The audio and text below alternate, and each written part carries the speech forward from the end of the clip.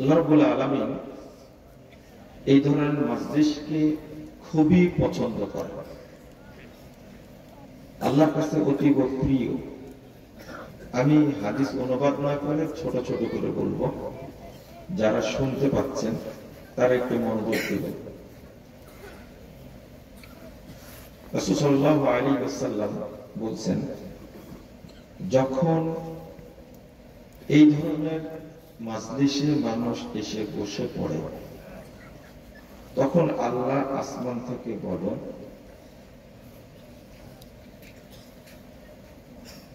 আমি আল্লাহ তোমাদের সবাইকে ক্ষমা করে দিয়েছি। 2 নম্বর বলেন, তোমাদের যত পিছনের পাপ ছিল সমস্ত পাপকে নেকি দ্বারা পরিবর্তন করে দিয়েছি। 3 নম্বর বলেন,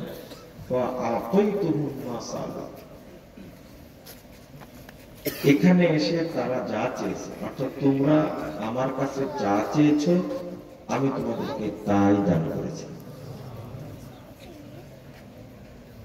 4 নম্বর আরেকটা কথা বলেন, এখানে আসার কারণে তারা যে কষ্ট পেয়েছে, সময় দিয়েছে, শ্রম দিয়েছে, এর বিনিময়ে আমি তাদেরকে পূর্ণ নেকি দান করেছি। এই কথাগুলো যখন আল্লাহ বলে, এই ওদের মাঝে একজন বসে রাখতে হবে, কথা বলা যাবে না কিন্তু। এই কথা 4টা যখন আল্লাহ ফেরেশতাদের সামনে বলেন, ফেরেশতারা আল্লাহর কাছে প্রশ্ন করে, ইয়া শুনুন, ফীহিম ফুলানুন আব্দুল খাত্তা ইন্না মাররা ফাজালাসা মাহু, একজন লোক যে এর মধ্যে এসে বসে গেছে, লোকটা বড় পাপী, অনেক বড় পাপী, খুব খারাপ মানুষ, পাপের শেষ নেই, এত পাপ করেছে। লোকটা রাস্তা দিয়ে যাচ্ছে না, অনেক মানুষ দেখে সেও এর মধ্যে বসে গেছে, আপনি কি তাকেও মাফ করে দিয়েছেন? আল্লাহর কাছে প্রশ্ন করেন ফেরেশতারা।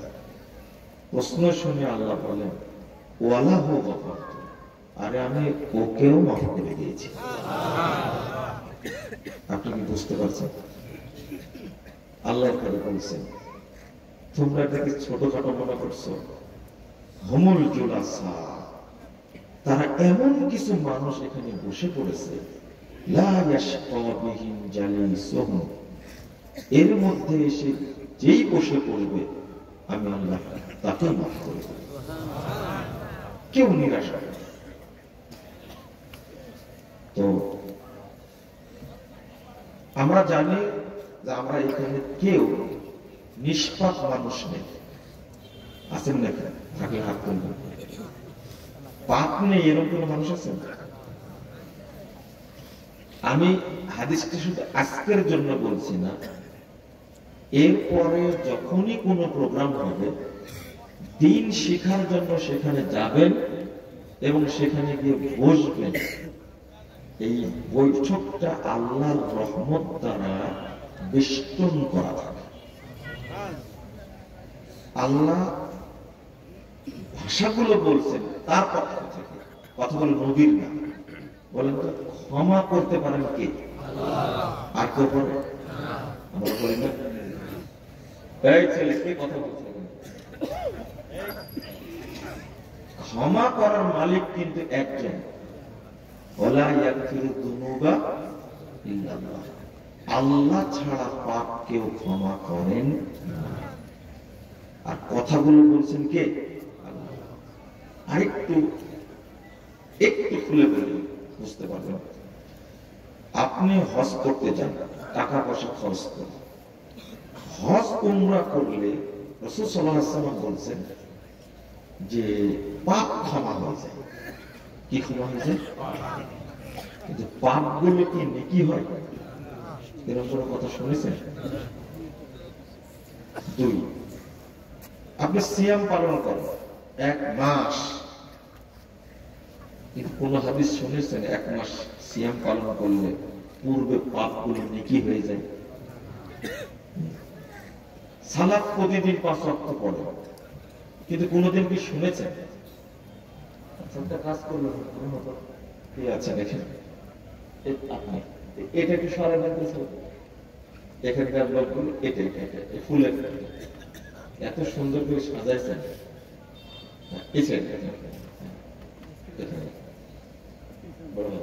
একটু কিছু দেখতে পাচ্ছেন তো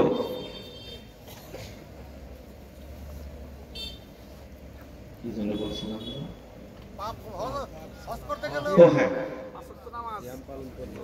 আপনি সালাত আদায় করেন, 5 ওয়াক্ত সালাত আদায় করেন।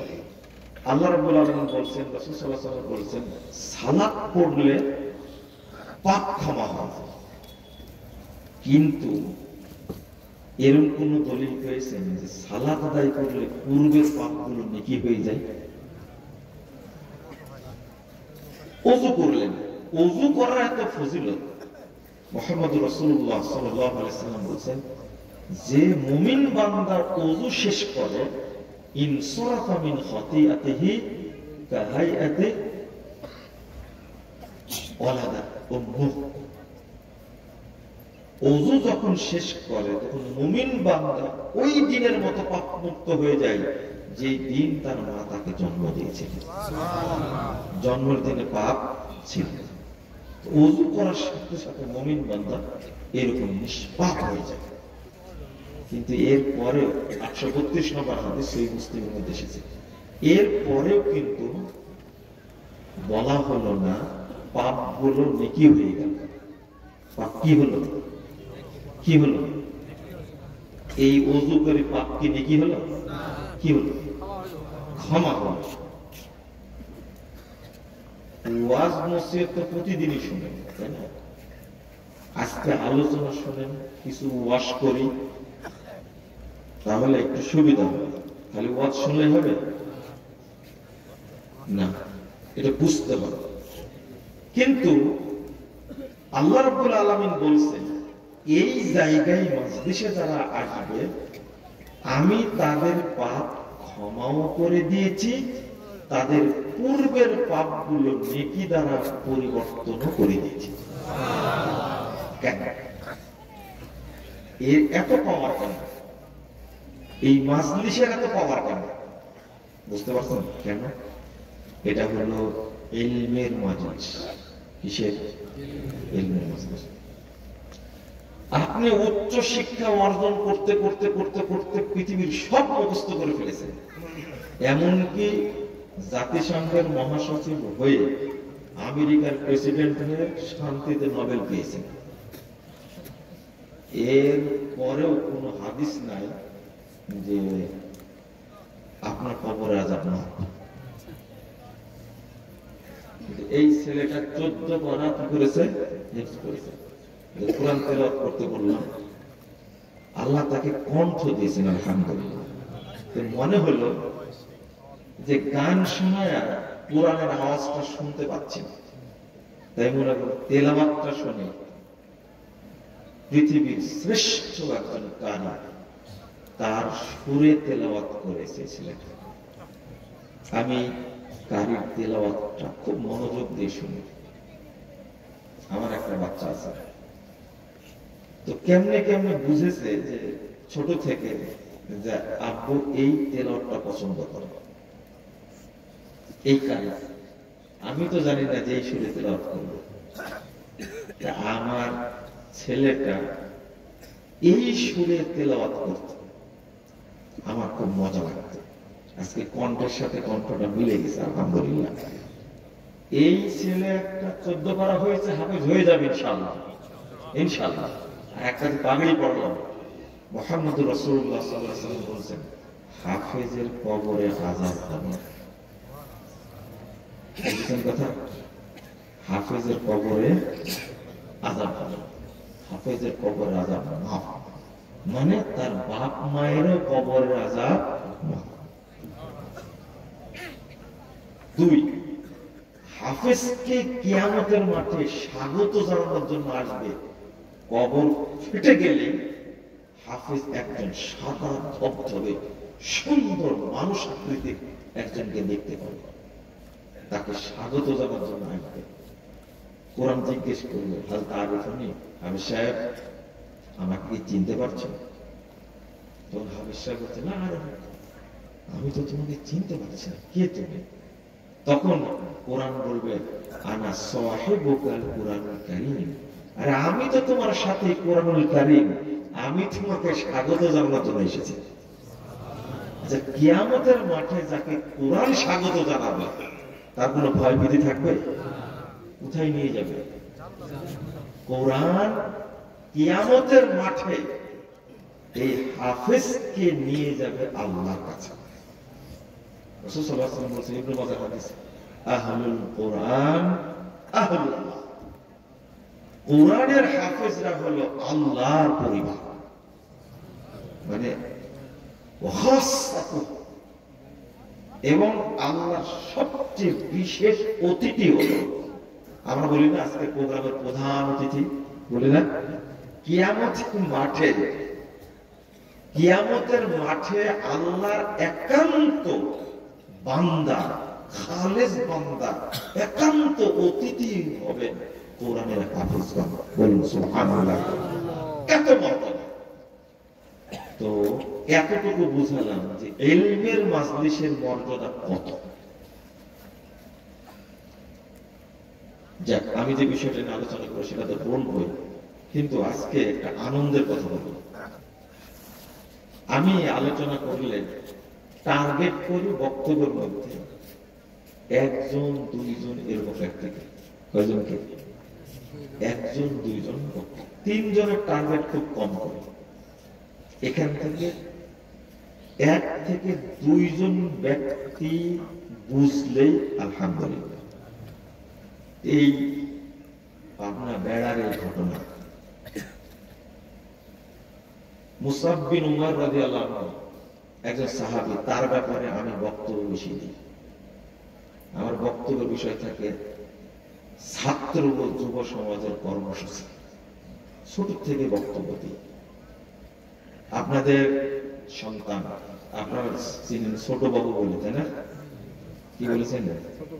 ছোট বাবু। আমিও ছোট বাবুই বলি এখন। আজকে দেখার পরে বলছে, কি নাম? মাহবুবুল আলম, তাই না? কেমনে এই নামটা চয়েস করলেন? কিন্তু প্রথম যখন এসেছিলেন প্রোগ্রামে, তখন কি করেছিলেন আপনারা মনে পড়ে? আমার কিন্তু সব মনে আছে। এই প্রোগ্রামে উপস্থিত হওয়ার কারণে আমাকে কি পরিমাণ বিগত সরকারি টিকটিকি গুলো ডিস্টার্ব করেছে। পরে দাওয়াত দিলেও আসতে পারে না। আলহামদুলিল্লাহ, মসজিদ উদ্বোধন করে দিয়ে গেছিলাম, মনে আছে? এই প্রোগ্রাম করে গেছিলাম, আর আসতে পারি না। পরে মাঝখানে একদিন খুতবা দিতে আসছিলাম, তাই না? আজকে যে কত আনন্দ, ভালো লাগছে, যেখানে আজকে মাদ্রাসা শুরু হয়ে গেছে, আলহামদুলিল্লাহ। আমি এই দোয়া কোনোদিন কোথাও গিয়ে করিনি, আজকে করেছি, আল্লাহ তুমি এই মাদ্রাসাকে, মসজিদকে কিয়ামত পর্যন্ত কায়েম রাখো। কিন্তু ওসিলা কয়জনের? এইটাই টার্গেট আমাদের। কথা বুঝতে পারলে? এখান থেকে যেগুলো বের হবে, আজকে আমি মুজাফফরে এসে এই জায়গায় বক্তব্য দেব, আজ থেকে 20 বছর আগে কোন ভূতই পরিকল্পনা করে না। কি ভুল বললাম? কোন ভূতই পরিকল্পনা করে না যে হতে পারে। আজকে আমি আসছি, আগামী দিনে এই জায়গাতে বিশ্বের সেরা কোন আলেম এসে বক্তব্য দেবে ইনশাআল্লাহ। ইনশাআল্লাহ। আপনারা তাদেরকে অসন্তুষ্ট না? খুব অসন্তুষ্ট। কারণ বাংলাদেশের মতো মুজাফফর 1 নম্বর বেদাতীদের টার্গেট। এই লোককে নিয়ে আসছে, আপনারা সবাই কি অসন্তুষ্ট, তাই না? অসন্তুষ্ট? শোনেন, আপনারা আমার উপরে অসন্তুষ্ট, কিন্তু আমি আপনাদের উপরে কি সন্তুষ্ট। আর আপনারা আমাকে গালি দেন, আর আমি আপনার জন্য দোয়া করব। যে ব্যক্তি দোয়া করে আল্লাহ তাকে হেদায়েত দান করুন, তার চেয়ে বড় আপন তার বাপ। আল্লাহ রাব্বুল আলামিন নূহ আলাইহিস সালামকে ধমক দিয়েছেন, লাইসা মিন আহলিক, তুমি কেনানকে বলছো আমার বেটা, আর আল্লাহ ধমক দিয়ে বলছেন কি ওরা তোমার পরিবারই কেউ না, অথচ নিজের বেটা, পরিবারের কেউ না। তাহলে তিনি ভাই যে আপনার জন্য দোয়া করে সে সবচেয়ে নিকটের না আপনার বাপ সবচেয়ে নিকটের? আমি দোয়া করি আপনার জন্য কি জানেন, একটা জাল ফেলে দিয়েছে, এই জাল থেকে আপনি মুক্ত হতে পারবেন না। যদি লেগে যায় আমাকে যতই গালি দেন 20 বছর যাব, আপনি এই জালে পড়বেন ইনশাআল্লাহ। প্রকাশ না করতে পারলে বলে যেতে হবে, যে মনে মনে বলে যেতে হবে মুজাফফর বিন মুহসিন যেটা বলেছে ওইটাই ঠিক, ইনশাআল্লাহ। এটা আমার ভাবনা, কারণ আমি তো আপনাকে দায়িত্ব দিই। কাকে বলেছি? আল্লাহ তুমি এদেরকে হেদায়েত দান করো। কাবা ঘরের কাছে গিয়ে দোয়া করেছে, আরাফার মাঠে দোয়া করেছে। আপনি যতই গালি দেন না কেন আপনার গালি কাজে লাগবে না ইনশাআল্লাহ। যে গালি দেওয়া দেয়, এতদিন বান মেরে আমাকে কোন দিন মেরে ফেলে দিত, মারেনি কে? হ্যাঁ, আল্লাহ মারলে না মরবো নাকি? আপনি জানেন এখান থেকে যাওয়ার পরে পরের দিনই আমাকে ডিবি অফিসে নিয়ে গেছে। আমি আমার সাথে কি হয় আমি পরিবারকেও বলি না, কাউকে বলি না, কারণ আমি আতঙ্কে থাকি, আর কেউ যেন আতঙ্কিত না। এই পাবনাতে একবার প্রোগ্রামের সাথে কথা বলা এসে গেছি আমি কোন জায়গায়, যমুনা সেতুর পাশাপাশি, ওখান থেকে ব্যাক করেছি। ড্রাইভারের ফোন অফ করে দিয়েছি, আমার ফোন অফ করে দিয়েছি, যাচ্ছিলাম পাবনা, ঘুরে গেছে ওখান থেকে। এমনও কিছু হয়। আল্লাহ রাব্বুল আলামিন যেন আমাদের এই দাওয়াতকে কবুল করে নেন, আমিন।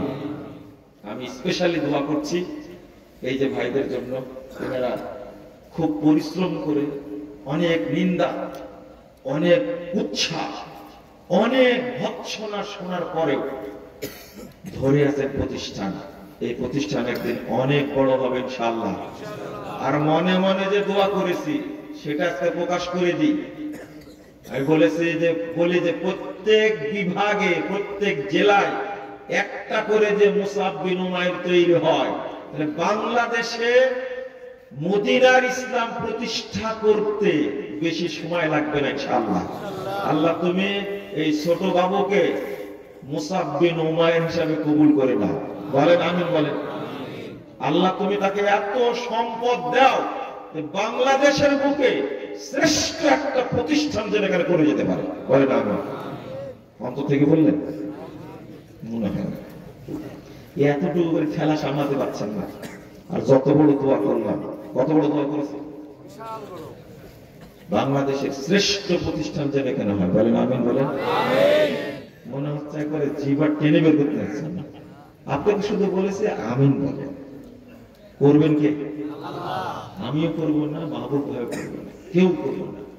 আল্লাহ যার কাছ থেকে খেদমত দেবেন তার কাছ থেকে কবুল হবে ইনশাআল্লাহ।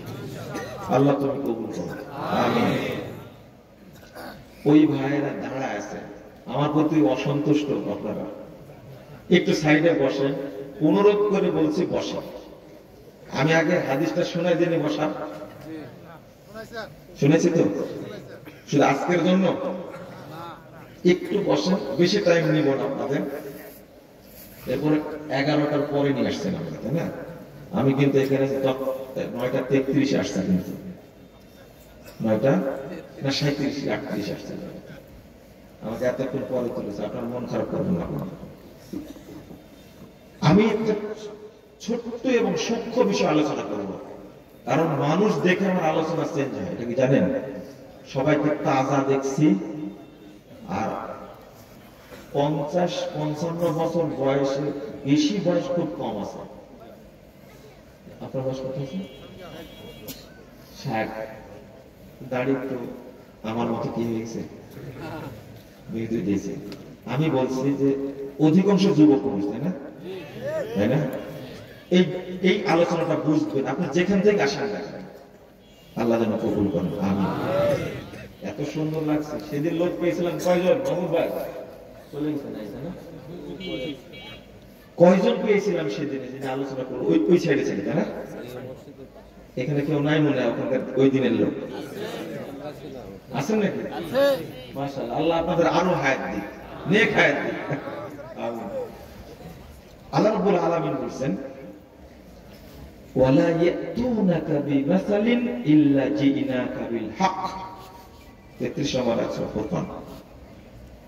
তারা তোমার কাছে যে বিষয় নিয়ে আসে, জানতে আসে, ইল্লা জিনাকা বিল হক, আমরা তোমাকে ওহী দ্বারা, হক দ্বারা তার ফয়সালা দিই।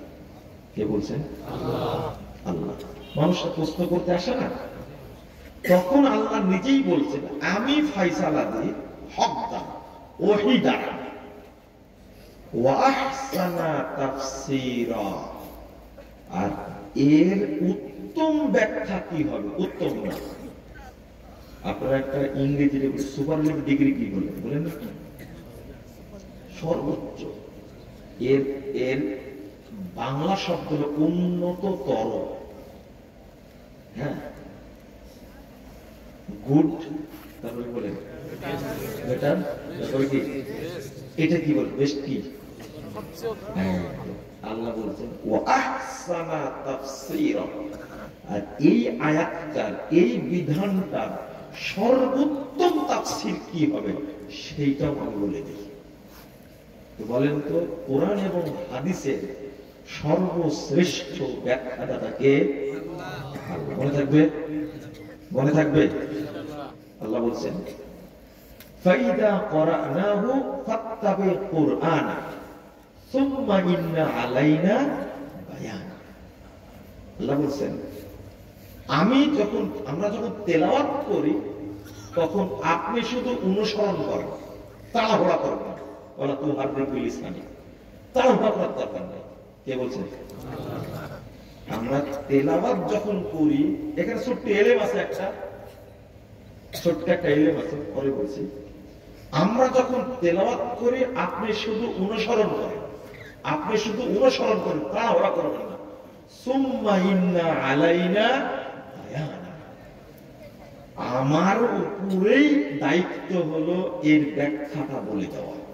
এবার বলেন তো, কোরআনের মূল ব্যাখ্যাদাতা কে? আল্লাহ। হয়েছে? বুঝছেন কি? কোরআনের ব্যাখ্যা কে দিয়েছেন? আল্লাহ। এই যে বললাম একটা কথা, ছোট্ট কথা, ফাইদা করানাহু ফাত্তাবি কুরআন, আমরা যখন তেলাওয়াত করব। আচ্ছা বলেন তো, মানে মুহাম্মদ সাল্লাল্লাহু আলাইহি ওয়াসাল্লামের কাছে কোরআন তেলাওয়াত করতেন কে? আল্লাহ। কে? জিবরিল তেলাওয়াত করছে, কিন্তু অর্থটা কি? আমরা যখন তেলাওয়াত করি, কেমন হয়ে গেল না? আল্লাহ কি কখনো মুহাম্মদ সাল্লাল্লাহু আলাইহি ওয়াসাল্লামের কাছে তেলাওয়াত করেছেন? কে করেছেন? জিবরিল। কিন্তু বলছেন কি? ফাইদা করানাহু ফাত্তাবি কুরআন। এটা একটা বড় ইলম, কিন্তু অনেক বড় ইলম। তাহলে আল্লাহর পক্ষ থেকে তেলাওয়াত করেন কে? জিবরিল। তাই আল্লাহ বলছে আমরা তেলাওয়াত যখন করি, এইটা যদি বুঝেন সব বিষয় বুঝে নেবেন আপনি। তাই তো তেলাওয়াত করতেন জিবরিল, অথচ অনুবাদ কি? আমরা যখন কি করি? তেলাওয়াত করছি। তাহলে উদ্দেশ্য এখানে কে? তেলাওয়াত কে আল্লাহ করেন? কে? জিবরিল। কিন্তু কার পক্ষ থেকে? আচ্ছা, আমি যে বিষয়টা এখন বলবো, কোরআন এবং হাদিসের ব্যাখ্যা আপনি নিজের মতো করতে পারবেন না। এটা হারাম, এটা কুফরি। এটা হারাম, এটা কি? কুফরি। যেমন এখান থেকে শুরু করে দিই, ইয়াদুল্লাহি ফাওকা আইদিহিম, তাদের হাতের উপরে আল্লাহর হাত ছিল। তাদের হাতের উপরে আল্লাহর হাত ছিল। একজন পীর সাহেব বলছে কি জানেন? সুন্দর কথা, এখন হাতে হাতে বায়াত হবে, এই হাতের উপরে আল্লাহর হাত আছে। বুঝেননি কথা? এই হাতের উপরে কার হাত আছে? এই হাতের উপরে আল্লাহর হাত আছে। এই বলাটা কত বড় কুফরি বলেন তো দেখি। অথচ আচ্ছা, যখন রাসূল সাল্লাল্লাহু আলাইহি ওয়াসাল্লাম বায়াত নেন সাহাবীদের, ইয়াদুল্লাহি ফাওকা আইদিহিম, যখন রাসূল মুহাম্মদ সাল্লাল্লাহু আলাইহি ওয়াসাল্লাম স্বয়ং বায়াত নিচ্ছেন, তখন অনুবাদ কিন্তু এটাই, তাদের হাতের উপরে কার হাত আছে? আল্লাহর হাত আছে। আচ্ছা, তখন রাসূল সাল্লাল্লাহু আলাইহি ওয়াসাল্লামের হাতের উপরে কার হাত ছিল? হ্যাঁ, জিবরিল। আপনারা বলেন তো, দেখেন কি চমৎকার জিনিস। শুধু না বুঝলে কত বড় কুফরি, কত বড় হারাম কথা, অথচ সাহাবায়ে কেরাম অর্থ করছেন যে আল্লাহর হাত ছিল তাদের হাতের উপরে, অর্থাৎ আল্লাহর পক্ষ থেকে হাত দিয়েছিলেন মুহাম্মদুর রাসূলুল্লাহ সাল্লাল্লাহু আলাইহি ওয়াসাল্লাম। এর অর্থ হলো এটা। তাহলে কি বুঝছেন? ওইটা থেকে এটা বুঝলেন না? আল্লাহ বললেন আমরা যখন তেলাওয়াত করি, তেলাওয়াত আসলে কে করেন? তার পক্ষ থেকে, আল্লাহর পক্ষ থেকে।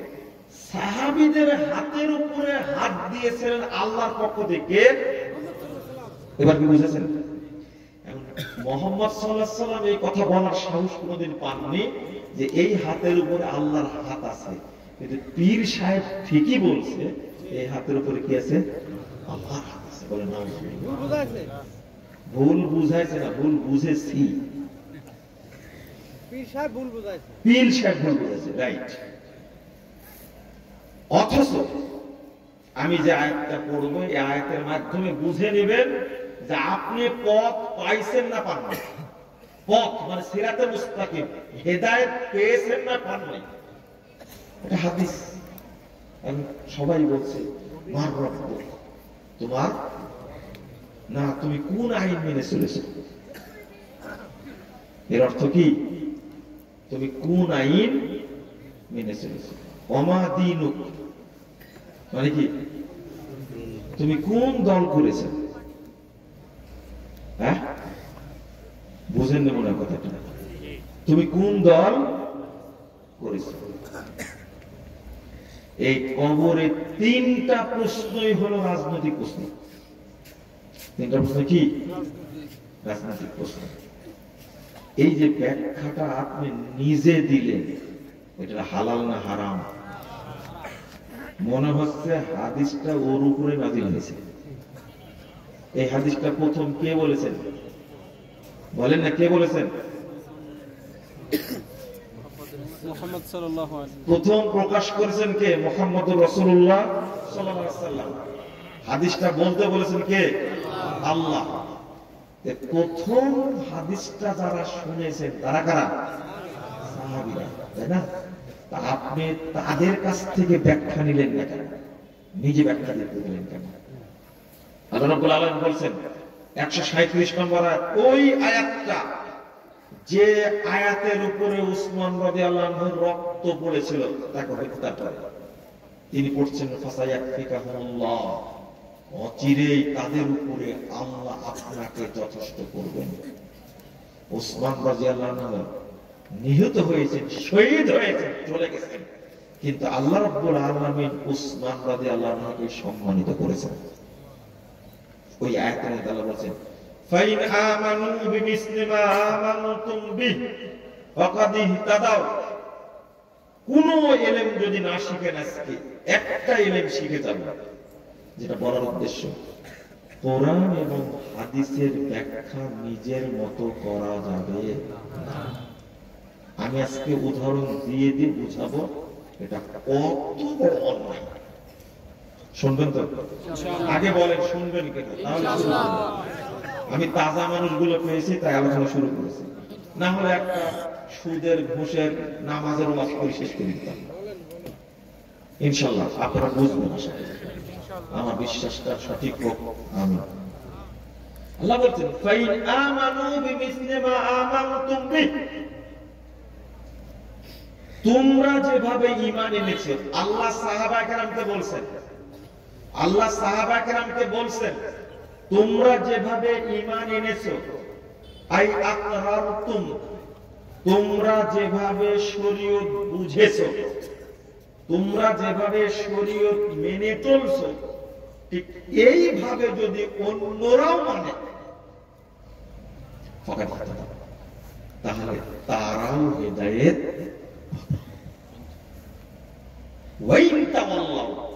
যদি এই শর্ত তারা মেনে না নেয়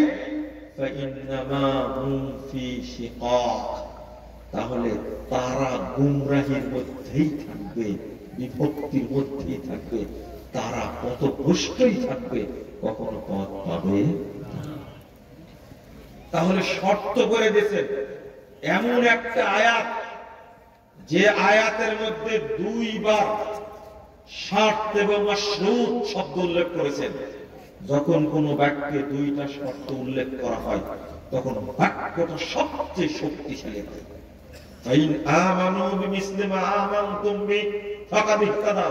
আমার বলছেন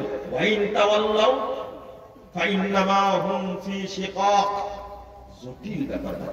শর্ত হলো তারা যদি তোমাদের মতো করে বুঝে, তারা যদি তোমাদের মতো করে শরীয়ত মেনে চলে তাহলে হেদায়েত পাবে। আর যদি তোমাদের মতো করে না মানে, না বুঝে, তাহলে তারা কি থাকবে? হেদায়েত পাবে না। এটা বলছেন না, বলছেন যে তারা গুমরাহির মধ্যেই থাকবে, ওরা পথই পাবে না। হেদায়েতের প্রথম শর্ত হলো আপনাকে মেনে নিতে হবে আল্লাহ রাসূল, সাহাবা কেরাম, তাবেঈন যেভাবে বুঝেছেন শরীয়ত, আমাকে ওইভাবেই বুঝতে হবে, ওইভাবেই মানতে হবে। এবার আপনারা এই লোডটা নিতে পারবেন কিনা জানি না, তবে লোড নিতে হবে আপনাকে। কোন শর্ত চলবে না। রাসূল সাল্লাল্লাহু আলাইহি ওয়াসাল্লাম বলেছেন 223 নম্বর হাদিস সহিহ মুসলিম, আল কুরআনু হুজ্জাতুন লাক আও আলাইক। এই কুরআন তোমার পক্ষে দলিল হবে অথবা কুরআন তোমার বিপক্ষে দলিল হবে। আল্লাহ একদিকে বলে দিলেন, ব্যাখ্যা কে দিবেন? আমি নিজে ব্যাখ্যা করতে যাবো কেন? আর আপনার এতই দরকার ব্যাখ্যা করা,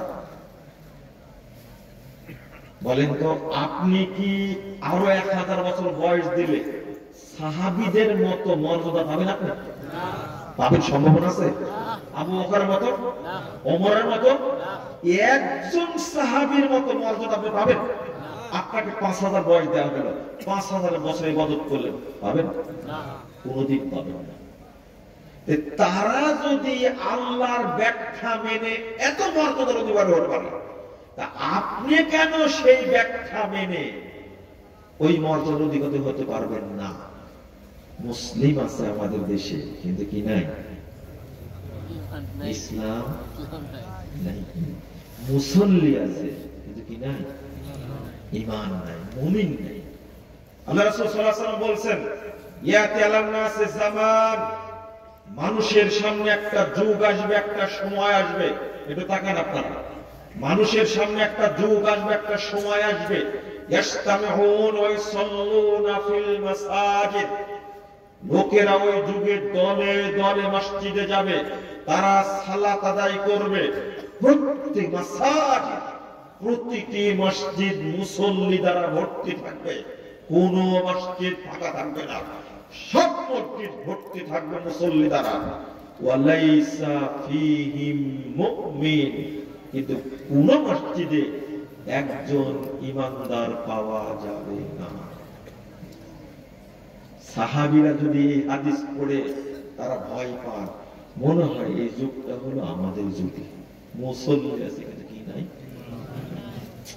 তাবেঈরা যদি বলেন যে মনে হয় এই যুগটা আমাদের যুগ, তাবেঈরা যদি বলেন এই যুগটাই তো আমাদের যুগ, আজকে মুসল্লি আছে কিন্তু কি নাই। 1500 বছর পরে আজকে কি আমাদের মনে হয় যে আমাদের মধ্যে ঈমানদার কেউ আছে? তারা কি ঈমানদার মানে কি? মুসল্লি আছে। একটা জাকির নায়েক বলেছিলেন, কথা সত্য, যে মুসলমান আছে কিন্তু তাদের মধ্যে ইসলাম নেই। এত চমৎকার কথা। মুসলমান আছে, তাদের মধ্যে কি নাই? নামধারী মুসলমান।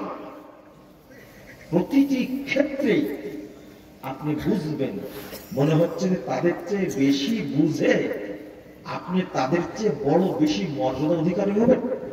প্রশ্ন আসে, শুরুতেই ভুলটা করেছে, প্রতিটি ক্ষেত্রেই ভুল করেছে, ইমানের ক্ষেত্রে ভুল করেছে।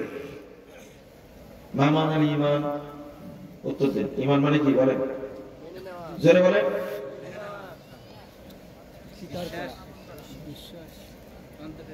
ভয় করছেন কেন? ইমান মানে কি? বিশ্বাস। ইমান মানে বিশ্বাস। কে কে বলেছেন বিশ্বাস? হাত তোলেন তো, জোরে হাত তোলেন। ইমান মানে কই? হাত তুলছেন না কেন? আচ্ছা ঠিক আছে। ইমান মানে স্বীকার করো, ওই যে একবার কিছু নেই। ইমান মানে স্বীকার করা। আর ইনি বলেন কি?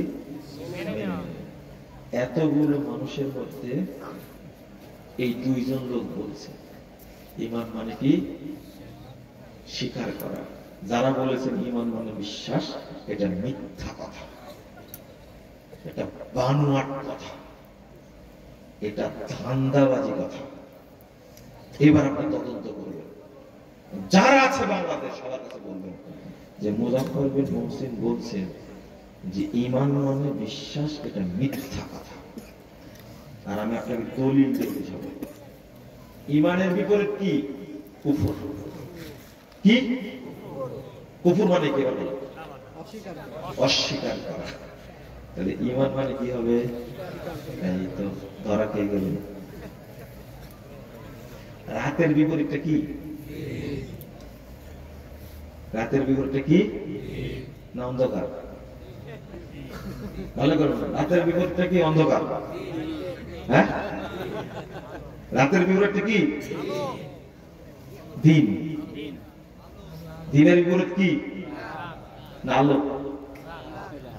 এই ঘটনায় যে ঘটল আজকে, কুফর।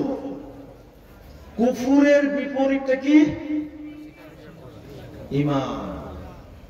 তাহলে কুফর মানে যদি অস্বীকার হয়, ইমান মানে কি হবে? ধরাটা খাইলেন। কি ধরাটা খাইলেন আপনি? আমি হাদিস দিয়ে বলছি, আপনি টেনশন করেন না। রাসূল সাল্লাল্লাহু আলাইহি ওয়াসাল্লাম পাঠাচ্ছিলেন মুআজকে।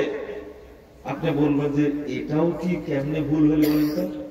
ওই যে এই উপমহাদেশে মাতৃদি মতবাদ আছে প্রচলিত।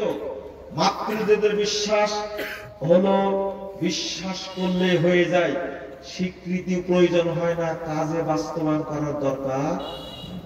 শুধু বিশ্বাস করেছি, ইমান নেওয়া হয়ে গেছে, কাজ করারও দরকার নাই, নামাজ পড়ারও দরকার নাই। পানির তলে মোম জ্বালাইছে, বাবাই দেখো না, আমার বাবার মুরিদ বলে নামাজ লাগে না। কেন নামাজ পড়ছেন? বিশ্বাস তো করেছে, নামাজ তো দরকার নাই। পানির তলে মোম জ্বালাইছে, বাবাই দেখো না, আমার বাবার মুরিদ হলে সিয়া রোজা লাগে না। কি সুন্দর গান বানাইছে, ও তো বিশ্বাস করতে আছে শেষ। ১৫০০ বছর আগে মুহাম্মদুর রাসূলুল্লাহ সাল্লাল্লাহু আলাইহি ওয়াসাল্লাম যখন পাঠাচ্ছেন, ৭৩৭২ নম্বর হাদিস সহিহ বুখারী খুলেন। মুআজ বিন জাবালকে যখন পাঠাচ্ছেন, মুআজ ইন্নাকা তাকদুমু আলা কওমিন আহলিল কিতাব ফাআওয়ালা মা তাদউহুম, প্রথম যে দাওয়াতটা দিবে তাদেরকে আইয়াহিদুল্লাহ তাআলা, তারা যেন আল্লাহর তাওহীদকে মেনে নেয়। প্রথম তাওহীদের দাওয়াত। তারপরে বলেছেন ফাইদা আরাফু যালিক, এই তাওহীদের যদি স্বীকৃতি দান করে, আই আতাউ যালিক, যদি তারা তাওহীদকে মেনে নেয়, আও আজাবু যালিক, তারা যদি স্বীকৃতি প্রদান করে আমরা তাওহীদ মেনে নিয়েছি, ফাআখবিরুহুম আন্নাল্লাহ ফারযা আলাইহিম খামসা সালাওয়াত ফি লাইলাতিহিম ওয়া নাহারিহিম। দুই নম্বরটা বলবে, পরে বলবা যদি মেনে তাওহীদ, তাহলে বলবে আল্লাহ তোমাদের উপরে দিনে রাতে ৫ ওয়াক্ত সালাতকে ফরজ করেছেন। তাহলে ঈমান মানে স্বীকৃতি দেওয়া। আজকে আমার কথা না, ইমাম ইবনে তাইমিয়া রাহিমাহুল্লাহ কত বছর আগে বলেছেন, মা'লুম আন্নাল ঈমান আল ইতিরাফ, ঈমান শব্দের অর্থ স্বীকৃতি প্রদান করা, আল ইকরার। আল ইকরার কি? التصديق بالجنان، الإقرار باللسان، والعمل بالأركان، يزيد بالطاعة وينقص بالمعصية। এত বলছি না, শুধু এতটুকু। আজকে বলেন তো দেখি, যারা আছেন এখানে বলেন ইনশাআল্লাহ মরা পর্যন্ত মনে থাকবে। ঈমান মানে কি? স্বীকার করা। বলেন ঈমান মানে কি? যদি বলেন বিশ্বাস করা, তাহলে ঈমান বিশ্বাস পর্যন্ত থেকে গেল, মুখ দিয়েও বলা হবে না, আর অঙ্গ প্রত্যঙ্গ দিয়ে কাজে বাস্তবায়ন করা হবে না। এই ভুলটাই হয়ে গেছে। তাহলে ঈমানেই ত্রুটি, ঈমানেই ত্রুটি।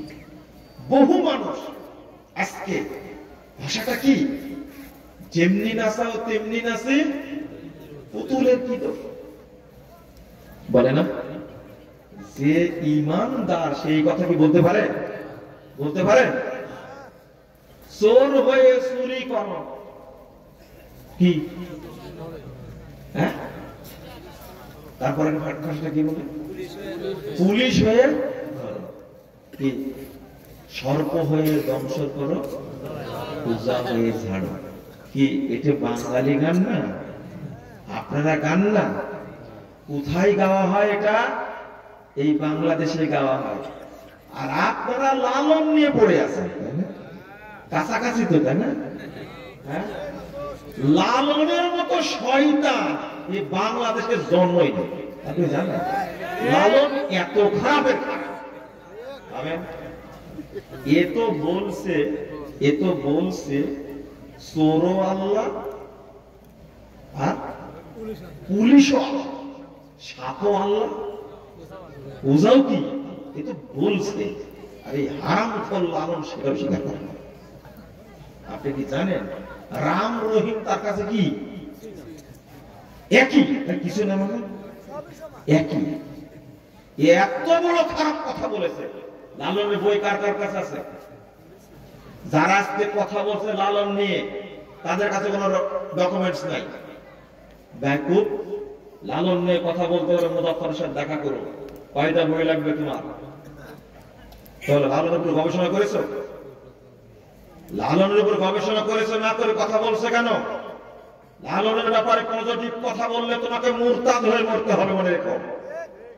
পজিটিভ পড়ার কোনো সুযোগ নাই। লালন ছিল একটা লুচ্চা। এই লতা কাকে বলে? কোন মুসলিম মহিলার নাম যেন লতা না থাকে বলে দিলাম। লতার ব্যাখ্যা কোনদিন পড়েছেন আপনারা? এই নোংরা আলোচনা কোনদিন করতে চাই না, মাঝে মাঝে বিরক্ত হলে তখন করি। লতা ভাষাটা খারাপ ভাষা, নাউজুবিল্লাহ। ওর লতা পরিভাষাটা হলো লালনের পরিভাষা, এটা বলেই মাফ করে ওনাকে। এটা হলো মহিলাদের যৌনি পথকে লতা বলেছে। নাউজুবিল্লাহ বলে একবার না, শুনতে ভালো লাগছে। লতা কেন বলা হয়েছে তার ব্যাখ্যা দেয়। এই হারামখোর বলছে কি জানেন? এই মারদুদ, আস্তাগফিরুল্লাহ। আর বলে এই বাউল মানে কি? ফাউল, তাই না? বাউল মানে মুত মুত। আরবি বাউল মানে কি? পেশা। মুত বুঝেন না? পেশা বলে কোনদিন? আপনার মা কি বলেছে? তাড়াতাড়ি মুত কি বলেনি? ভদ্র ভাষা, মাতৃভাষা। মাতৃভাষা হলে কি আই ভুল বললাম? রাগ করবেন না, এটা বাস্তব। এটা কি? ডক্টর মোহাম্মদ শহীদুল্লাহ বলছেন। আর একজন হলেন প্রিন্সিপাল ইব্রাহিম সাহেব। বাড়ি কোথায় জানেন? প্রিন্সিপাল ইব্রাহিম সাহেব টাঙ্গাইলে। প্রিন্সিপাল ইব্রাহিম সাহেব বলছেন, যদি মাতৃভাষাই প্রিয় ভাষা হয় তাহলে সাধু আর চলিত কেন? কথা তো সঠিক। আমি যে ভাষায় কথা বলবো সেটাই আসল ভাষা। আপনার যে ভাষা সেটা কি আসল ভাষা? যে সিলেট আর চিটাগাঙ্গের মানুষ কারো ভাষা ধার ধারে না। ওরা গান গাচ্ছে না গালি দিচ্ছে, জীবনে বুঝতে পারবে না এমন ভাষা তারা বলবে। ওরাই ঠিক আছে। আমি যেটা বলছি যে বাউল মানে কি? আবার ফাউল মুত পেশাব। বাউল মানে কি?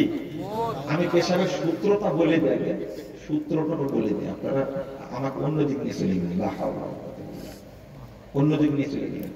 সূত্রটা বলে দিই, বাউল মানে যে পেশাব, এই লালন ফকিরের যারা মুরিদ, এই শয়তানগুলো পেশাবকে পবিত্র মনে করে। ওরা কোন পেশাব করে পানি নেয়। জেনারেল শিক্ষিত মানুষ পেশাব করে ঝাড়া টাড়া দেয়, কিন্তু এরা ওই পেশাবকে পবিত্র মনে করে। শুধু ওইটা না, আস্তাগফিরুল্লাহ, লালনের কাজই হলো যৌন চর্চা। যত সাহিত্য পড়বো, পড়েন নিতে বলবো, যারা পড়নি যোগাযোগ আমার সাথে করবা, তোমাকে লালনের পড়া, লালনের দর্শন দ্বারা তোমাকে ধুয়ে দিবে। তুমি মুসলমানের বাচ্চা, ইবলিস কোথাকার, লালনের পক্ষে কথা বলো, তোমার চুলগান উঠা উচিত। লালন বাক্যে বাংলাদেশে নিষিদ্ধ করতে হবে।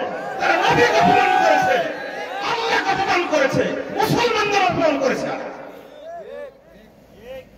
তারা হিন্দুরাও করে না। কথা কি বুঝতে পারছেন? শোনেন, বলছে জান্নাতে যে নহর পাওয়া যাবে। কি পাওয়া যাবে? নহর, মধুর নহর। কি? লালন বলতে বলতে গেছে যে পৃথিবী যে মহিলাদের লতা থেকে যে স্রাব বের হয় আর মাসিকের রক্ত বের হয়, এইগুলোই হবে জান্নাতে নহরের পানি, মধুর নহর। বাঁচা থাকলে কি করা লাগতো?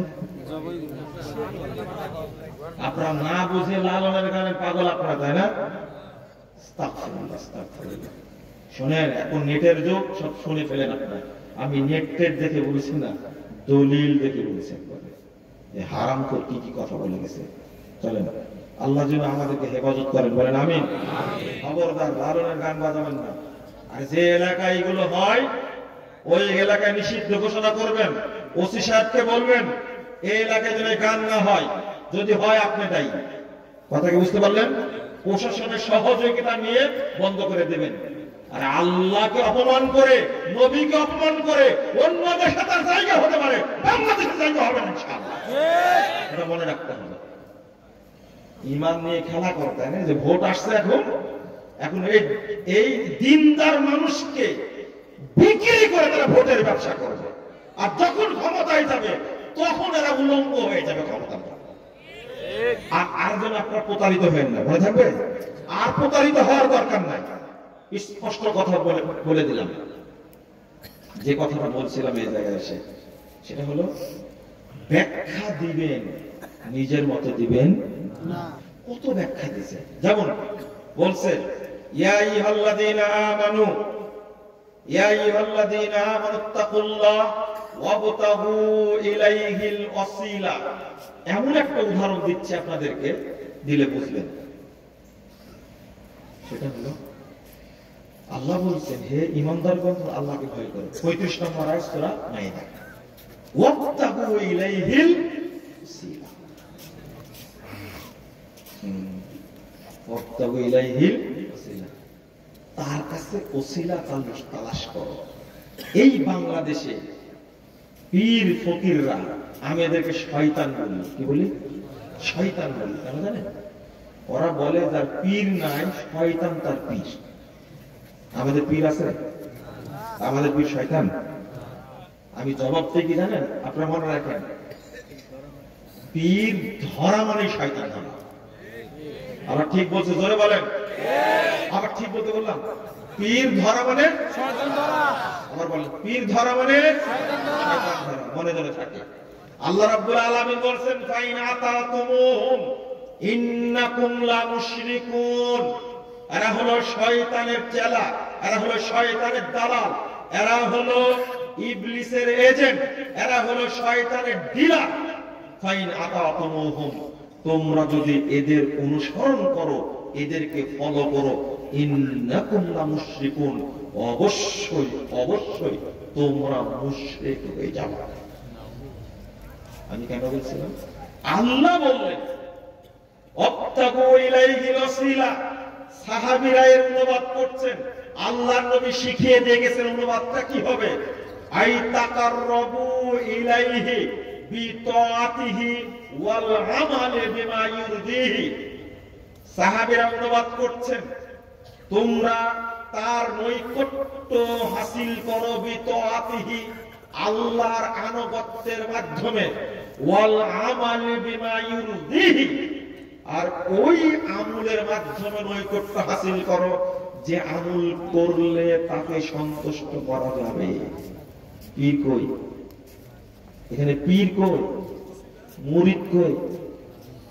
হ্যাঁ, তো ওসিলা বলতে আল্লাহ বোঝাচ্ছেন কি? আল্লাহ কি করা বলে? আনুগত্য করা, আর এমন ভালো আমল করা যে আমল করলে তিনি সন্তুষ্ট হবেন। ইমাম ইবনে কাসির রাহিমাহুল্লাহ বলেন, আমার কথা না, ক্বালা হাউলাইল আইম্মাহ লা খিলাফা বাইনাল মুফাসসিরিন ফি, এই ব্যাখ্যার ব্যাপারে পৃথিবীর সকল ইমাম একমত, কোন ইখতিলাফ। বাংলাদেশে এটা এসে কেমনে হয়ে গেল? ওসিলা মানে পীর ধরা বলে। কোরআনের আয়াতকে বিকৃত করে না? কোরআনের আয়াত বিকৃত হয়ে গেল না? আপনাকে অধিকার দিল কে? তিনজন ব্যক্তি পাহাড়ের গুহায় আটকা পড়ে গেলেন। একজন বললেন, আল্লাহ, আমরা আটকা পড়ে গেছি, আমাদের আমল দ্বারা তুমি মুক্তি দিয়ে দাও। বলল, আমি পিতামাতাকে ছাড়া কখনো অন্যকে খাবার দেই না, আগে পিতামাতাকে খাওয়াই, তারপরে সন্তানকে খাওয়াই। একদিন অনেক দূরে বকরি নিয়ে গেছিলাম, আস্তে আস্তে রাত হয়ে গেছে, দেখলাম আব্বা আম্মা ঘুমিয়ে গেছে। আমি দুধের গ্লাস নিয়ে দাঁড়িয়ে থাকলাম, আমার বাচ্চাগুলো পায়ের নিকটে খাওয়ার জন্য কাঁদছে, কিন্তু আমি প্রতিজ্ঞা করেছি বাপ মাকে না খাওয়া নিজেও খাবো না, সন্তানকে খাওয়াবো না। আল্লাহ, যদি তোমার সন্তুষ্টির জন্য হয়ে থাকে তাহলে তুমি আমাদেরকে বের হওয়ার পথ করে দাও। এটা কি ওসিলা না? এটা কি পীর ধরা? ওখানে পীর পাবে কোথায়? যে জায়গায় আটকা পড়েছে এখানে পীর পাওয়া যাবে? বাংলাদেশের পোকারা এমন পীরের ইবাদত করে যে পীর 500 বছর আগে মারা গেছে। ও মুসলমান ছিল না কোনো সন্দেহ আছে? এখন যে পীর গুলো দেখছি সেগুলো ন্যাংটা। কি ন্যাংটা পীর? 30 বছর পেশাব করে পানি নেয় না, পায়খানা করে পানি নেয় না, অপবিত্র, শরীর থেকে শুয়োরের গন্ধ বেরোয়, আর এই পীরের ইবাদত করে। 500 বছর আগে যে পীর ছিল ওই পীরও যে এরকম অপবিত্র ছিল আমি দাবি করলে কি সমস্যা? হ্যাঁ, মরা পীর, ন্যাংটা পীর, তার ইবাদত করছে বাংলাদেশের মানুষ। কত বড় বোকার কথা! যাই, আপনি কি চিন্তা করেন? একজন বলল, আরেকজন বলল, আল্লাহ, দেখেন আল্লাহর সাথে ওসিলা। আমার চাচাতো বোন ছিল সুন্দরী, সে শর্ত দিল এত পরিমাণ স্বর্ণ জোগাড় করতে হবে, দিনা জড়ো করতে হবে, তাহলে তোমার সাথে আমি মিলন করব। আমি সব ঠিক করলাম, আমি জেনা করার জন্য প্রস্তুতি নিয়েছি। তখন আমার বোন আমাকে বলল, ইত্তাকিল্লাহ, তুমি আল্লাহকে ভয় করো। বলা মাত্রই আমি সেখান থেকে ফিরে এসেছি। আল্লাহ, এটা যদি তোমার সন্তুষ্টির জন্য হয়ে থাকে তাহলে তুমি আমাদেরকে বের হওয়ার পথ বের করে দাও। আবার শয়তান। আপনারা কি বুঝতে পারছেন? এটা কি? এইটাই বলছেন আল্লাহ রাব্বুল আলামিন, ওয়াত্তাকু ইলাইহিল ওয়াসিলা। আর এই আয়াতটাকে পীরেরা বিকৃত করে বলছে তোমরা পীর ধরো। আরো বলছে কি জানেন?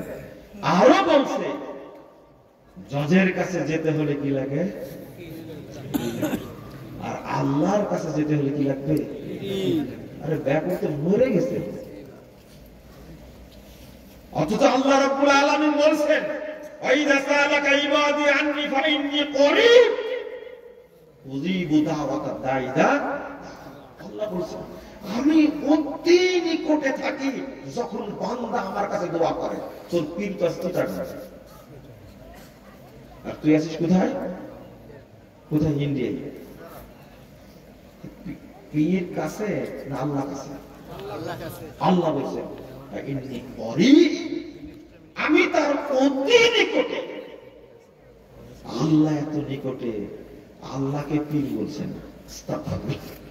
তাকে পীর বলছে? মরা পীর, কুতুব, আবদাল, এগুলো বলছে। এই যে কোরআনের হারাম ব্যাখ্যা করলেন, এ কি হয়ে গেছে?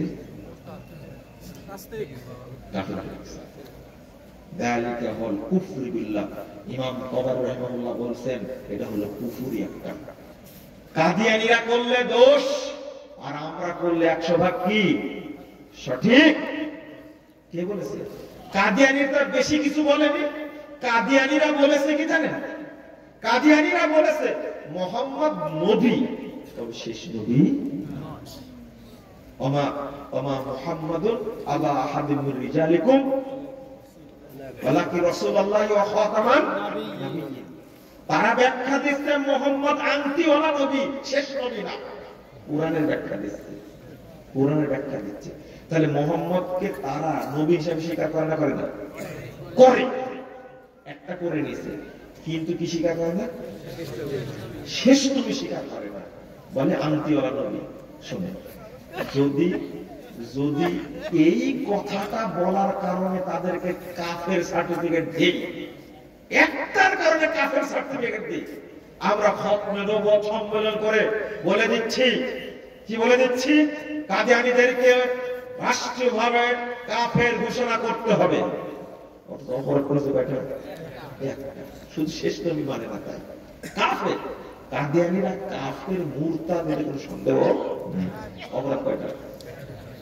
কিন্তু আমরা যতগুলো আয়াতের অপব্যাখ্যা করছি সেগুলো কতটা হবে? ওদের সার্টিফিকেট একটা, কিন্তু আমাদের সার্টিফিকেট লম্বা, অনেক হবে। শুধু এটা, ওয়াকাদ জাআকুম মিনাল্লাহি নূরুন ওয়া কিতাবুন মুবিন, তোমাদের কাছে এসেছে নূর এবং স্পষ্ট কিতাব। নূর মানে মুহাম্মদ সাল্লাল্লাহু আলাইহি ওয়াসাল্লাম নূরের তৈরি। মাশাআল্লাহ, আস্তাগফিরুল্লাহ, আস্তাগফিরুল্লাহ। কোরআন দিয়ে তৈরি, কোরআন দিয়ে তৈরি। এমন কি নামাজ পড়া লাগবে না, এটা কোরআনে এসেছে, এটা জানেন না? তো না না না, ভালো করে বুঝেন। লা তাকরাবুস সালাহ, সবার দলিল কোরআন। সবার দলিল কি? সবার দলিল কোরআন। কি কারণে? কোরআন থেকে দলিল দিচ্ছে, নিজে নিজে বুঝে, তাই না? নিজে বুঝে দলিল দিচ্ছে না। একটুকু ভয় করলো না। কোরআন কার কালাম? আমি আল্লাহর কালামের অপব্যাখ্যা করছি, তাহলে আল্লাহ আমার উপরে কেমন গজব নাজিল করতে পারে, এই ভয়টা মোটেও আল্লাহর পক্ষ থেকে। আজ একটা উদাহরণ দিই, বিরক্ত হচ্ছে মনে করেন। এই ওয়াজ কেউ করবে না ভাই, আমি করি। শুনেন, ওয়াজ তো সবারই শুনবেন, আজকে একটু ওয়াজ শোনেন। এই আয়াতটার অর্থটা কি? জাআকুম মিনাল্লাহি নূরুন ওয়া কিতাবুন, আল্লাহর পক্ষ থেকে এসেছে কিতাব, নূর। এই নূরটা কি? নূরটা হলো হিদায়াত। মাশাআল্লাহ, কে বলল এটা? আপনি বলেছেন। এই নূর হলো কি? হিদায়াত। বলে আলহামদুলিল্লাহ। ওরা বানাইছে নবী নূরের তৈরি। কোথাকার পানি কোথায় লাগাইছে চিন্তা করতে পারছেন? হ্যাঁ, চোখের পানি যতই বের হবে ওযু নষ্ট হবে, নিচের পানি বের হবে। বুঝেননি মনে কথা, তাই না? এইভাবে না বললে কি বুঝবেন আপনারা? হ্যাঁ, নাকের পানি বের ওযু নষ্ট হবে, নিচের পানি বের হলে দুইটাই পানি, কিন্তু দুইটাই কি পানি। কোথাকার পানি কোথায় লাগাইছে খেয়াল করছেন আপনি? আল্লাহ বলছেন ওয়াত্তাবাউন নূর আল্লাযী উনজিলা মাহু। আল্লাহ বলছে 157 নম্বর আয়াত কোরআনের সূরা আরাফ। আল্লাহ বলছেন মুমিনরা সেই নূরের ইত্তেবা করে যে নূর নাজিল হয়েছে নবীর সাথে। ঠিক মুহাম্মদ নাজিল হয়েছে নবীর সাথে, মুহাম্মদ নাজিল হয়েছে নবীর সাথে। হ্যাঁ, নবী আর মোহাম্মদ দুই জিনিস। হ্যাঁ, মুহাম্মদ সাল্লাল্লাহু আলাইহি ওয়াসাল্লাম নাযিল হয়েছে কি? কোরআন। লা হাওলা ওয়ালা কুওয়াতা ইল্লা বিল্লাহ। এইভাবে কোরআন বুঝতে গিয়ে কোরআনে বাজাটা বাজাতে হবে। কুলুক নিয়াত দিলে কি নেওয়ার? কুলুক নিয়াত দিলে ফিহি রিজালুন ইউহিব্বুনা আন ইয়াতাতাহহারু আল্লাহু ইউহিব্বুল মুত্তাহহিরিন। আল্লাহ বলেছেন 108 নম্বর সূরা তাওবা।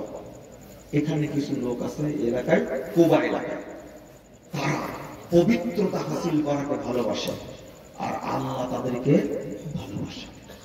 এই আয়াত নাযিল হয়েছে কাদের জন্য?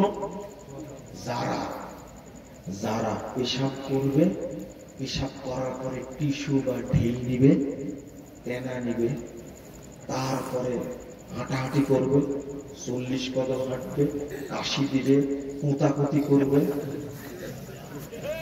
এদের জন্য নাযিল হয়েছে। আপনারা হাসবেন না, শোনেন কেন? যা হয় সেটাই বলছি তো। হ্যাঁ, এটা সবচেয়ে গুরুত্বপূর্ণ কথা এটা, কারণ এখানে মানুষ পবিত্র হয় না, মানুষ অপবিত্রই থাকে। আর অপবিত্র থাকলে কি ওযু হবে? ওযু হলে না হলে কি নামাজ হবে? এটা ভালো করে শুনে। এত রাত্রি দিলে কি এই আলোচনা হয়? ব্রেন তো তাই না, অন্য কিছু না, ব্রেন থেকে শুনেন। আল্লাহর কসম করে বলছি, তাফসিরে জালালাইন পড়া যাবে না। তাফসির বিভাগ মাদ্রাসাগুলো পড়াই, আমি শিক্ষকদেরকে বলবো, আমি তাফসিরে জালালাইন 3 বছর পড়াইছি। আমার পড়ানোর ধরন ছিল, আমি তাফসিরে জালালাইনের ভুল ধরে পড়াইছি, ভুল ধরে তাফসিরে জালালাইন পড়াইছি। আমি তাফসিরে কাশফ পড়েছি, আমি তাফসিরে বাইজামি পড়েছি। তাফসিরে কাশফ যে উস্তাদ পড়াতেন, আজও বেঁচে আছে, সেই উস্তাদকে বলেছি এই আয়াতের অর্থ ভুল করেছে আল্লামা জামাখশারী, যত বড় পণ্ডিত হোক না কেন, তাফসিরটা ভুল হয়েছে। তিনি মুতাজিলি মতবাদের ছিলেন। তাফসিরে বাইজামি শব্দে শব্দে অর্থ ভুল করেছেন। আমি যদি তাফসিরে বাইজামির ভুল ধরতে পারি, তাফসিরে জালালাইনের ভুল ধরতে পারি, তাফসিরে খাজানের ভুল ধরতে পারি, তাফসিরে কাবিরে যদি ভুল ধরতে পারি, বলতে পারি ভুল। আমি বলতে পারি তাফসিরে মারিফুল কোরআন পড়া যাবে, ভুল হয়েছে তাফসির। তাফসিরে তাফহিমুল কোরআন আল্লামা আবুল আলী মওদুদী রাহিমাহুল্লাহ তিনি নিজের ব্রেন ভিত্তিক তাফসির করেছেন, তাফসির সঠিক না। সবচেয়ে যিনি করেছেন তাফসিরে তাফহিমুল কোরআন, সবচেয়ে যিনি বেশি করেছেন, তিনি সবচেয়ে বক্তব্য দিয়েছেন, তিনি হলেন আল্লামা দেলোয়ার হোসেন সাঈদ রাহিমাহুল্লাহ। তার সাথে জেলখানায় আমার দেখা হয়েছে। 3 মাস 22 দিন ছিলাম। সকালে এবং বিকেলে হাঁটাহাঁটি করতাম দুইজন। জেলখানার সামনে মেডিকেল পার্টের সাথে 3টা সেল ছিল। প্রথম সেলে ছিলেন, ডাইন সাইডের সেলে ছিলেন আল্লামা দেলোয়ার হোসেন সাঈদ রাহিমাহুল্লাহ, মাঝখানে একটা ছিলেন সালাউদ্দিন কাদের, তার পরেরটা ছিলেন শাহাবুদ্দিন ক্যাপ্টেন, এনএসআইয়ের 10টা অস্ত্র মামলা। এর মাঝখানে হাঁটার জায়গা ছিল, গলি ছিল, 2টা পথ ছিল। একটাতে এইটাতে হাঁটতেন সালাউদ্দিন কাদের সাহেব, মাঝখানের থেকে হাঁটতেন সাঈদী সাহেব, একসঙ্গে হাঁটতাম। সবচেয়ে বেশি তাফসিরে তাফহিমুল কোরআন পড়েছেন সাঈদী সাহেব। তার প্রতিষ্ঠানের নাম রাখছেন তাফহিমুল কোরআন প্রতিষ্ঠান। জানেন আপনারা? শুনেন আপনারা? দেখে আসছি। আমি বলছি তাকে পর্যন্ত করেছে। তখন বলছি, বাবা তোমরা যত বিশ্লেষণ করো, বালাগাল উলা বিকামালিহি কাশাফাত দুজা বিজামালিহি হাসনাত জামিউ খিসালিহি। আমি একদিন বললাম, এর সুন্দর করে বলেন তো, এত ভালো লাগে আপনার সেই পুরাতন কণ্ঠ, আর বয়স হয়ে গেছে 60। এই লোকটাকে হত্যা করেছে, জানেন না? আপনি ঠিক বললেন, দলিল নেই, আমার কাছে দলিল আছে। দলিলটা কি জানেন? যেদিন মারা যান তাকে মেরে ফেলা হয়, সেই দিন আমার ছেলেদেরকে বললাম যে সাঈদী সাহেবের এই লেখাটা তোমরা ফেসবুকে পোস্ট করো। অথচ এটা লিখে দিয়েছেন আমাকে 2014 সালের ডিসেম্বর মাসে। ওইটা লিখছেন 2014 সালের ডিসেম্বরে, মারা গেলেন 2023 সালে। তো পোস্ট করো, ওখানে লেখা ছিল, তিনি বারবার বলতেন আল্লাহ যেন আমাকে শহীদ হিসাবে কবুল করে নেয়।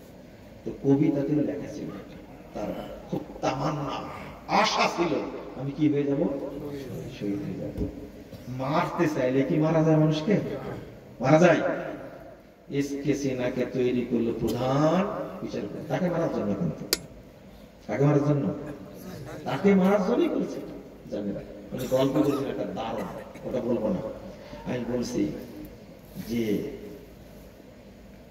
সেই মানুষটা একটা 60 মানুষ, আশ্চর্যের মানুষ, সবচেয়ে যে ডাক্তার তাকে দায়িত্ব পালন করেছে সে ডাক্তার হলো বাংলাদেশের একজন কালপিট, তাই না? এটা আপনি পরে দেখছেন, জানতে পেরেছেন।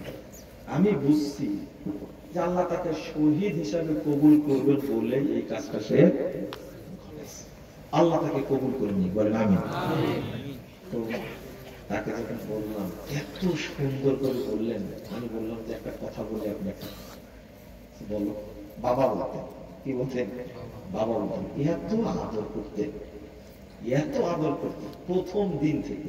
ওই যে জাল হাদিসের কবরে রাসূল সাল্লাল্লাহু আলাইহি ওয়াসাল্লাম সালাত, এই বইটা পড়ে 9 পৃষ্ঠা তিনি লিখছেন, 9 পৃষ্ঠা। আর শিরোনাম দিয়েছেন পৃথিবীর ইতিহাসে একদিন ইতিহাস লিখিত হবে, আপনারা লিখবেন, আপনার সন্তান লিখবে, ভুল সংশোধনের সফলতা আছে, ব্যর্থতা নেই, লজ্জারও কিছু নেই। এটা শুধু শিরোনাম না, এটা জাতি পরিবর্তনের মন্ত্র। এটা শিরোনাম কেমনে লিখলেন? ভুল সংশোধনে সফলতা আছে, ব্যর্থতা নেই, লজ্জারও কিছু নেই। চিঠি লিখলেন যে বাবা বইটা 3 বার পড়েছি। আরে এমন পড়াই পড়েছেন, কোন পৃষ্ঠায় দাগ দেওয়া বাকি না। পড়ুয়া মানুষ একজন দেখছি, আল্লাহু আকবার, এতই পড়া পড়তেন, এতই পড়া পড়তেন। আমি বললাম যে বলি, বলো কি বলতে চাচ্ছ? আমি বললাম যে দুজা শব্দের অর্থ হলো অমাবস্যা রাত্রি, পিছ রাত্রি। আর জামাল শব্দের অর্থ হলো শরীরের সৌন্দর্য। কিসের? ইন্নাল্লাহা জামিল ইউহিব্বুল জামাল। এর অর্থটা কি? জামাল মানে শরীরের সৌন্দর্য। বুঝে গেছে? বলতে কি বুঝে গেছে? ও তাহলে আল্লাহর নবীর শরীরের নূর দ্বারা অন্ধকার দূর হয়নি। এইটা শেখ সাদির দরুদ লেখা।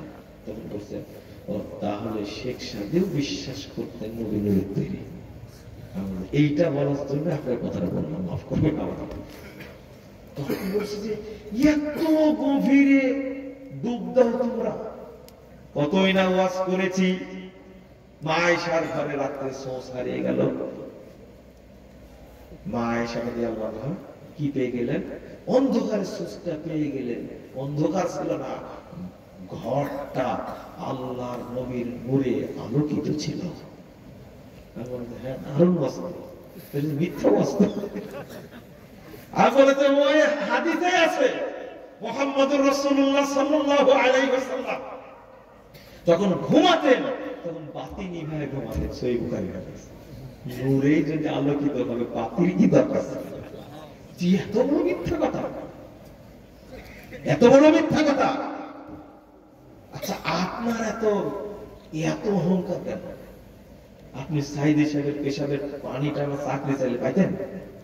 পাইতেন মনে হয়? বুঝেননি মনে হয়? রাগ করলেন।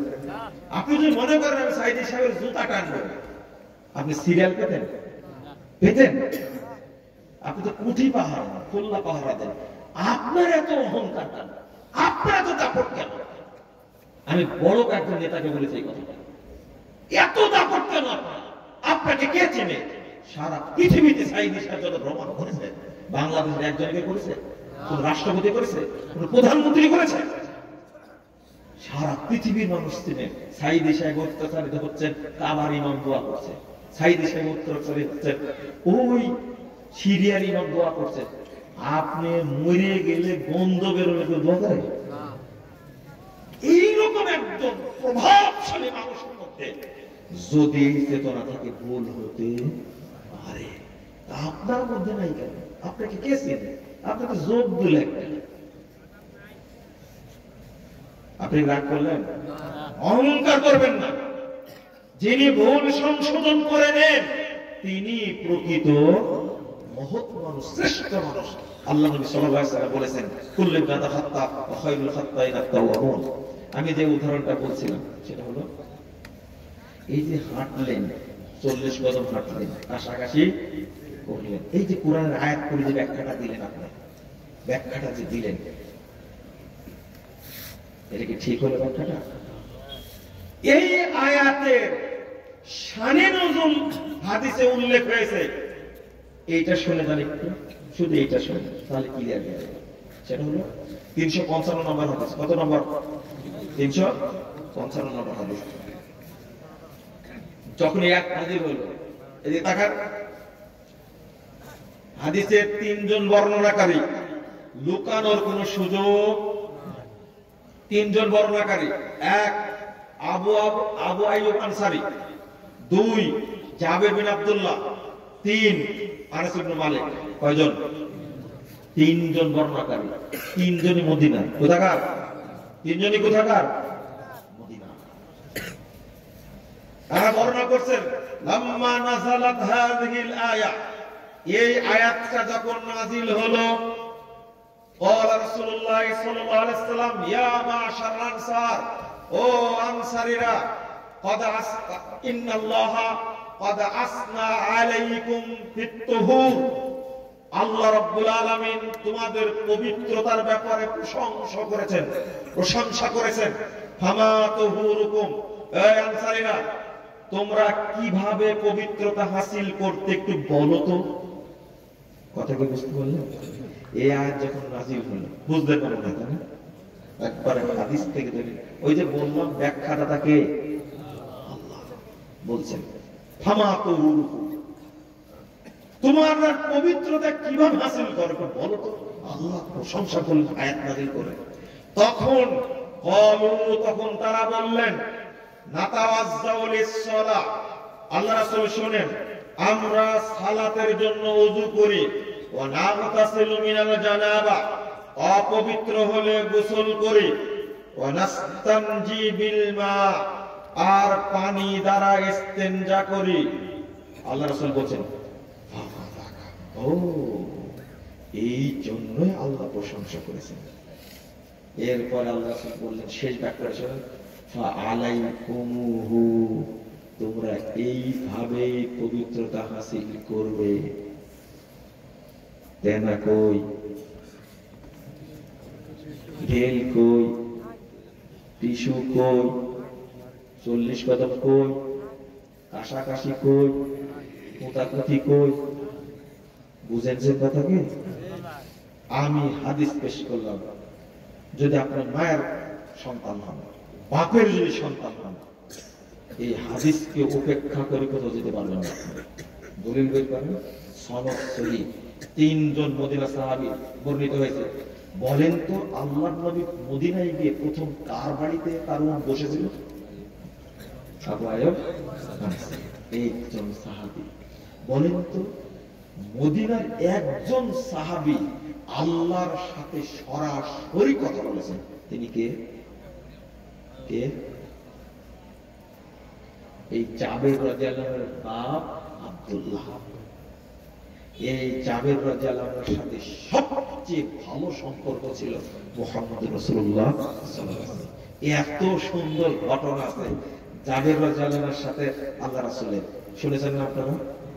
আজকে না বলে 3, এই হাদিসের রাবি একজন আনাস রাদিয়াল্লাহু আনহু, তিনি 10 বছরের খাদেম। 6 বছর। এই 3 জন সাহাবীর বর্ণনা সহিহ সনদে আসছে। আপনি এই হাদিসকে কাট করে রাখলেন কেন? আপনি ওই আয়াতটা করে ফালতু ব্যাখ্যা দিলেন কেন? ঢেল নিতে হবে, টিস্যু নিতে হবে। আরে পানি থাকলে আর কিছু নেওয়া যাবে, পানি না থাকলে ঢেল নেবেন 3টা। এটা 3টা, এটা সুন্নাহ। ঢেল নিলে আর পানি নেওয়া লাগবে, এটাই শরীয়ত।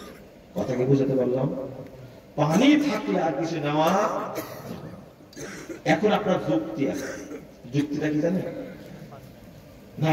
বৈজ্ঞানিক যুক্তি দিচ্ছে, পুরুষের লিঙ্গে অনেকগুলো স্টেশন থাকে, ওই স্টেশনে পেঁয়াজ থাকে অনেক, ওই স্টেশনে কি থাকে? পেশাব থাকে, ঝাঁকাঝাঁকি করলে পেশাব কি বেরিয়ে যাবে। কিন্তু বন্ধু, টয়লেট থেকে বেরিয়ে কেন নাচো না? তখন কি পেঁয়াজ থাকে না? এই কথা বলতে ময়মনসিংহের এক মুরব্বী বলছে, নরমালি বলছে, না না ওরা পায়খানা করার সময় পেশাব করে না।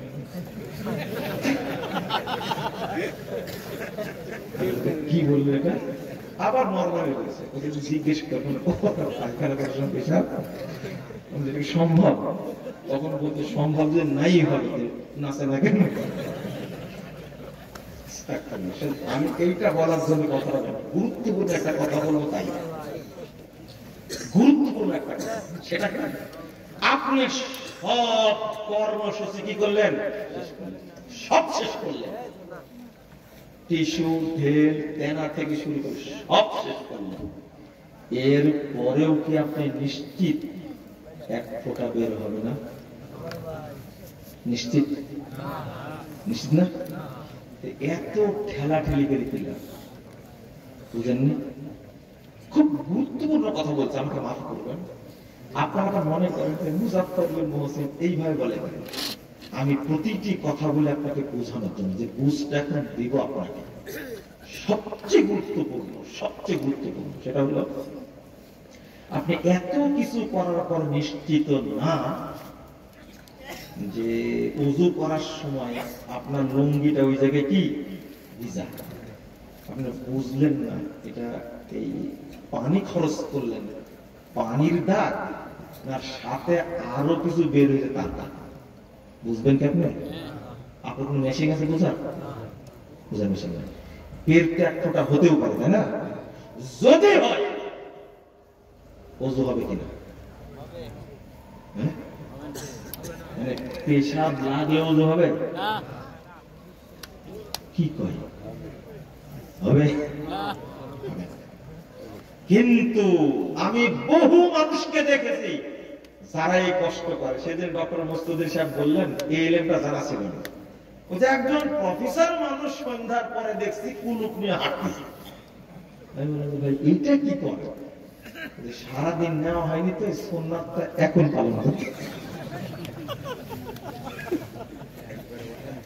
আপনি কি বুঝতে পারলেন কথা?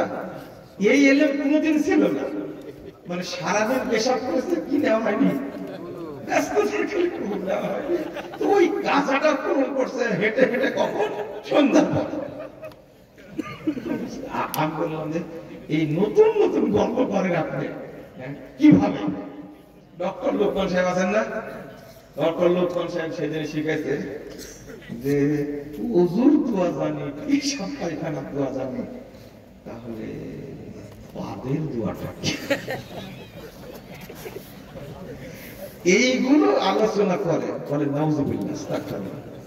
শোনেন, এক ফোঁটা বের হলে ওযু হবে না, কিন্তু আমি কাউকে দেখিনি ওযু করার পরে হাতে, বাম হাতে পানি নিয়ে লজ্জা স্থান বরাবর কি কাপড় ছেড়ে দিল, আমি এটা দেখিনি। আমি কিন্তু ফলো করি, যেহেতু আপনাদের কাছে বক্তব্য দিতে, তাই না? ফলো করতে কি করে, এই নাচানাচি করে উজু টুজু করলো, করে মসজিদে ঢুকে গেল, পানি যে দিতে হবে দিল। এই যে এক ফোঁটা বের হলো কি হলো না, আপনি জানতে কে পারেন? এই জন্যই তো মুহাম্মদুর রাসূলুল্লাহ সাল্লাল্লাহু আলাইহি ওয়াসাল্লামকে ওযু শিখানোর জন্য আল্লাহ জিবরিল আমিনকে পাঠিয়ে দিয়েছেন। রাসূল সাল্লাল্লাহু আলাইহি ওয়াসাল্লাম নিজেই বলেছেন, আতাহু জিবরিল, তার কাছে জিবরিল আসলো, ফাআল্লামাহুল ওযু ওয়াস সালাত, তাকে ওযু শিক্ষা দিলেন এবং সালাত শিক্ষা দিলেন। এরপরে বলছেন, ফাইদা ফারাগা মিনাল ওযু, তিনি যখন ওযু শেষ করলেন, আখাযা গুরফাতা মিনাল মা, হাতে পানি নিলেন, চুল্লুতে পানি নিলেন, ওয়া নাযাহা বিহা ফারদাহু, তিনি লজ্জাস্থান বরাবর পানি ছিটিয়ে দিলেন। জিবরিল কি পেশাব করেন? হ্যাঁ, খাই। আল্লাহ নবীকে শিক্ষা দেওয়ার জন্য ওযুর পরে তিনি পানি নিলেন হাতে, নেওয়ার পরে লজ্জাস্থান বরাবর ছিটিয়ে দিলেন। আল্লাহ পাঠিয়েছেন প্রশিক্ষকদের জিবরিলকে। আপনার পেশাব যে কাপড়ে লাগে না কে জানে? সবচেয়ে ভালো কে জানেন? আল্লাহ পাঠিয়ে দিয়েছেন। আপনি যদি না দেন তাহলে এই সেফটি থাকলো। এই পানি ছিটিয়ে দেওয়াটা হলো পবিত্রতা, এটাই হলো নিরাপত্তা, এটাই হলো কি নিরাপত্তা। আপনাকে দিতেই, নবীকে যদি দেওয়া লাগে আপনাকে দেওয়া লাগবে না? সাহাবীদের যদি দেওয়া লাগে, রাসূল সাল্লাল্লাহু আলাইহি ওয়াসাল্লাম সম্পর্কে সাহাবী বলতেন, কানা রাসূলুল্লাহ সাল্লাল্লাহু আলাইহি ওয়াসাল্লাম ইদা ক্বালা তাওয়াদ্দা ওয়া ইস্তানজিবু বিল-মা। আল্লাহু আকবার। তিনি যখন পেশাব করতেন, ওযু করতেন, পানি ছিটিয়ে দিতেন। তাহলে আল্লাহর নবীটা নিয়মিত কি ছিল? কোরআনের অপব্যাখ্যা করবেন না, দয়া করে মনে থাকবে। জাযাকুমুল্লাহ খায়রান ওয়া বারাকাল্লাহু ফিকুম। অনেক কষ্ট দিয়েছি আপনাদের কাছে। শেষ কথাই শেষ, কোরআন পড়ে হাদিস পড়ে নিজের মতো ব্যাখ্যা করবেন না। মনে থাকবে কি? মানুষ মুসলিমদের পথভ্রষ্ট হওয়ার মূল কারণই হলো এটা। এক নম্বর কারণ হলো এটা, কোরআন নিজের মতো বলেছে। কোরআন কি নিজের মতো বলেছে। আপনি উঠে যাচ্ছেন কেন? আমি এখনই দোয়া করব। এই দোয়াটা পড়ে উঠলে যত নেকি হয়েছে কিয়ামত পর্যন্ত নেকিগুলো নষ্ট হবে। আমি এখনই করব, শুধু দোয়া করব, আল্লাহ যেন আমাদের বোঝার তৌফিক দান করেন। আল্লাহ যেন আমাদেরকে হেদায়েতের উপরে রাখেন, আমিন। আল্লাহ যেন আমাদেরকে সিরাতে মুস্তাকিম, জান্নাতের রাস্তা রাখেন মৃত্যু পর্যন্ত, বলেন আমিন। আল্লাহ তুমি আমাদেরকে জান্নাতুল ফেরদাউসে একসঙ্গে রাখো, বলেন আমিন। বন্ধুরা আমার, খুব খুশি হয়েছে আপনাদের প্রতি, খুব খুব খুশি হয়েছে, এই জন্য দোয়াটা করছি। কি বলছেন? ও প্রশ্ন, প্রশ্নের উত্তর দিতে দোয়াটা পড়ে নিয়ে গেতে হবে। সুবহানাকা আল্লাহুম্মা ওয়া বিহামদিকা আশহাদু আল্লা ইলাহা ইল্লা আনতা আস্তাগফিরুকা ওয়া আতুবু ইলাইক। প্রশ্ন করেছে, নামাজ, রোজা, হজ, যাকাত, কালেমার চাইতে মুসলিম রাষ্ট্র নেতা নির্বাচন করা সব ফরজের চেয়ে বড় ফরজ। বলেন নাউযুবিল্লাহ। এই তো মাথায় টুপি আছে, দাঁড়িও আছে। ও পরিচয় আছে, পাবনা 5 আসনের জামাত প্রার্থী। আপনি প্রশ্ন দিচ্ছেন কিন্তু মনে আছে। শোনেন, বলে নাউযুবিল্লাহ। না, এইভাবে ইসলামকে বিক্রি করা যাবে না। অনুরোধ করি, বিএনপি রাজনীতি করছে, আপনি করেন, আরো দল হোক 10, 12টা, 15টা, 100টা, আমাদের আপত্তি নাই। আমরা আমাদের জায়গায় আছি ইনশাআল্লাহ। রোজা আর পূজা এক করবেন, এই অধিকার আপনাকে কে দিয়েছে? আপনি ধরনের কথা বলবেন কেন? নবীর শানে উল্টাপাল্টা কথা বলেন। আমি সরাসরি বলেছি, জামাত ইসলামের ভাইদেরকে বলবো, যারা যোগ্য মানুষ, আলেম মানুষ, তাদেরকে কাজে লাগান। কোন পাগলকে দিয়ে নিজেদের ক্ষতি নিজেরা করবেন না। আহলে হাদিসদের লামাযহাবী বলা হয় কেন? লামাযহাব একটা গালি। লামাযহাবী কি গালি? আপনারা কে বইয়ের জন্য ফোন দিয়েছিলেন? জাল সালাত বই আছে, কিছু বই আছে, নাম তাকিদা, সঠিক তাকিদা। আর আপনাদের প্রশ্ন করেন, আপনাদের একটা কথা বলি, আমরা প্রশ্ন উত্তরের 2টা খণ্ড বের করেছি, আমি পড়ার জন্য না আপনাদের পড়ার জন্য। 2টা খণ্ড প্রশ্ন উত্তরে। আপনারা প্রশ্ন উত্তরে 2টা খণ্ড রাখলে কাছে, এই বেদাতি মোল্লারা আপনাদের ধোঁকা দিতে পারবে না ইনশাআল্লাহ।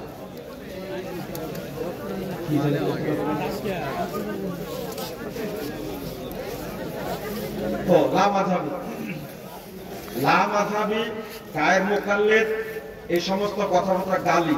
ওহাবী গালি দেয়, এগুলো আহলে হাদিসদের আমলগুলোকে সহ্য করতে পারে না বলে এই গালি দেয়।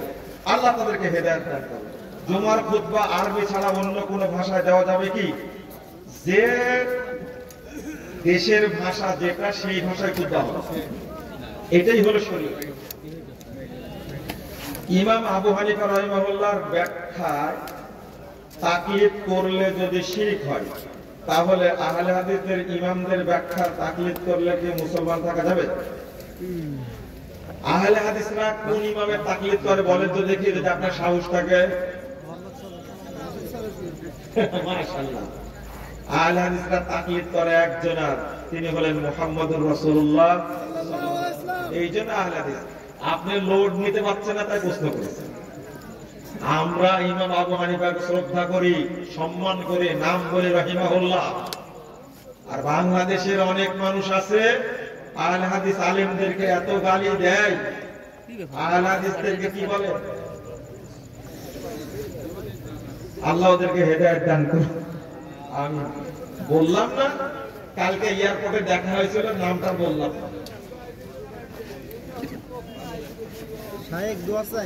এক ব্যক্তি সৌদিতে 30 রোজার ইফতার করে বাংলাদেশের উদ্দেশ্যে রওনা হয়েছে। রাত 3টায় বাংলাদেশে পৌঁছেন। বাংলাদেশের মুসলমানরা 30তম রোজার সাহারি খাচ্ছেন। এখন সৌদি থেকে আগন্তুক ব্যক্তি বাংলাদেশের রোজা রাখবে নাকি রাখবে না, ঠেকানোর জন্য প্রশ্ন করেছেন। দারুণ প্রশ্ন। এই প্রশ্নের উত্তর 1500 বছর আগে আল্লাহ রাব্বুল আলামিন দিয়ে দিয়েছে। পড়েন, সব পাবেন। ফামান শাহিদা মিনকুমুশ শাহর ফালইয়াসুম। তোমাদের যে রমাদানের মাস পাবে সে কি করবে? সিয়াম রাখবে। ফাজাইলুল কিতাব না কিছু বলেন? হ্যাঁ, ফাজাইল আমল। ওরা ভেজালে আমল, ফাজাইল আমল পড়া যাবে না। দাঁড়াও একটু, আমি একটা কি করব। শিশু জন্মগ্রহণ করার পরে মোবাইল ফোনে আযান বাজানো যাবে কি? না, আযান দিবেন না। আযান এবং ইকামত দেওয়ার হাদিসটা জাল, আযান দেওয়ার হাদিসটা জয়ী। হুজুর বললেন কেন?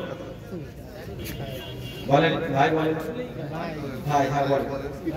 ঈসা নবী যে আবার পরবর্তীতে আসবে, জি অবশ্যই।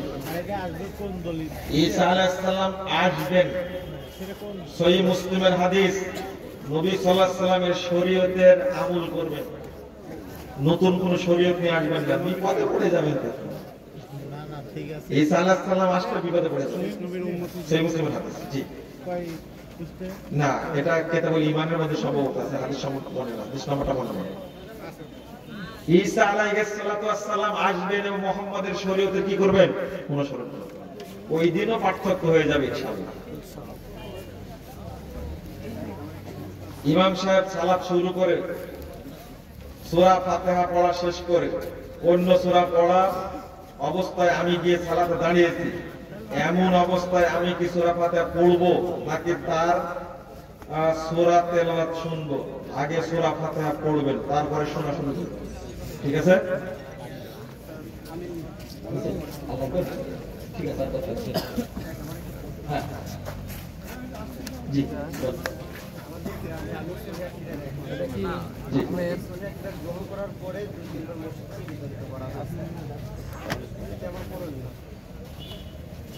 অপমান করে